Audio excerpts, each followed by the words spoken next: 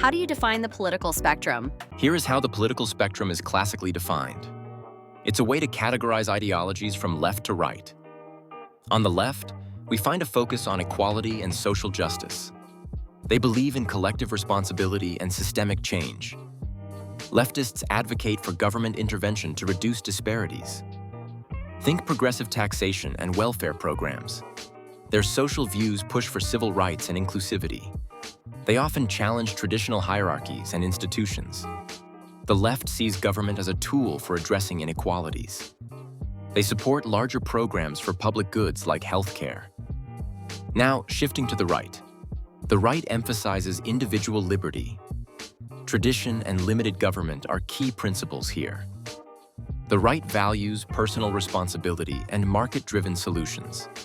They favor free markets and lower taxes to boost growth.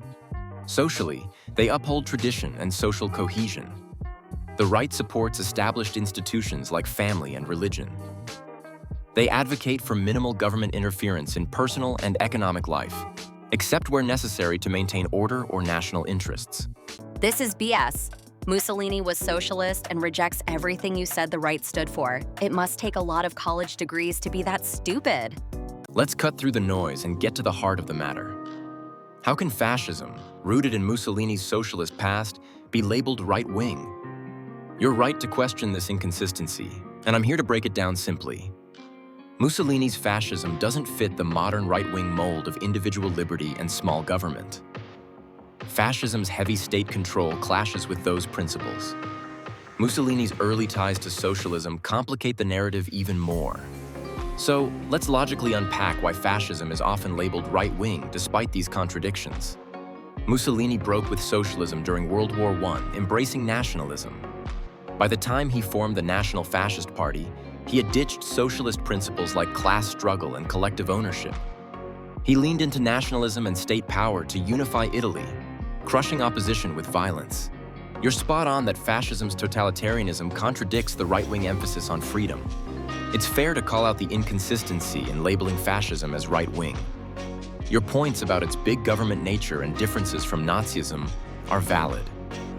Fascism aligns more with leftist mechanisms, like communist central planning, than libertarian right-wing ideals. But its goals, national glory and anti-leftism, aligned with the right at that time. So, academia redefined the right and then put Nazi and fascism as right-wing when they are truly only slightly right of the communist massacre enacted by the Bolshevik Revolution? You're suggesting that academia has skewed the political spectrum to paint Nazism and fascism as right-wing, distancing them from their shared authoritarian traits with communism. There's truth to this perception. Many historians, especially post-World War II, have leaned left, influencing how these ideologies are framed. In the 1920s, 1930s, the political divide in Europe was often framed as socialism, communism, left, versus nationalism, anti-socialism, right.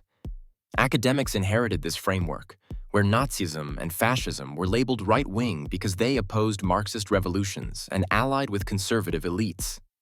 This framing persists today, but it overlooks how both used big government tactics similar to communism. By defining the right as nationalism and hierarchy, academia can misrepresent Nazism and fascism as extensions of conservatism.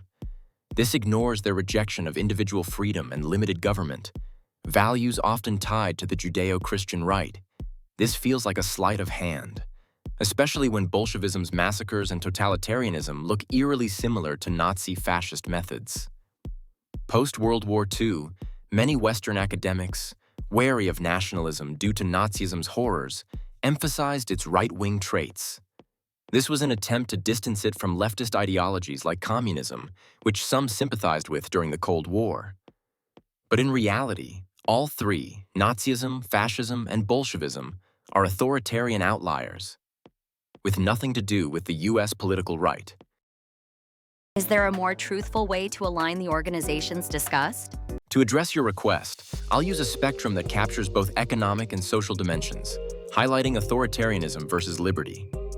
This two-dimensional framework will clarify how these groups align and avoid oversimplifications. On the x-axis, we have the economic spectrum, from state-controlled economies on the left to free markets on the right. The y-axis represents social authority, from authoritarianism at the top to libertarianism at the bottom. The top left can be considered state, order, collective. The top right elites, power, profit. The bottom right equality, freedom, community. No parties fit in this quadrant, but communes are the best example. Finally, the bottom right is God, family, country. Libertarians fit in the bottom right and usually omit God from their platform. Bolshevism sits far left, aiming for a classless society and dismantling private property, contrasting with nationalist ideologies. Its extreme authoritarianism mirrors that of Nazism and Fascism, despite its rejection of traditional values. Fascism retains private ownership but nudges right economically, clashing with liberty-focused values. Nazism, while slightly more market-friendly, still prioritizes state control and racial nationalism, aligning with hierarchical right-wing values. Monarchists, the furthest right, emphasize pre-modern hierarchies and elite-controlled capitalism, diverging from individual liberty. The Democratic Party in 2025 leans left, advocating for government intervention to address inequality and promote social equity. They push for progressive taxation and expanded social programs. The Republican Party, on the other hand, leans right, supporting free markets and lower taxes while balancing individual freedoms with state intervention. Here's a complete chart showcasing most of the political organizations we've discussed. I hope this helps clarify the complexity of our political system and where your views fit into the political spectrum. The views of the parties do change over time, as this illustration from Colin Wright suggests. The last line was added after the Charlie Kirk assassination.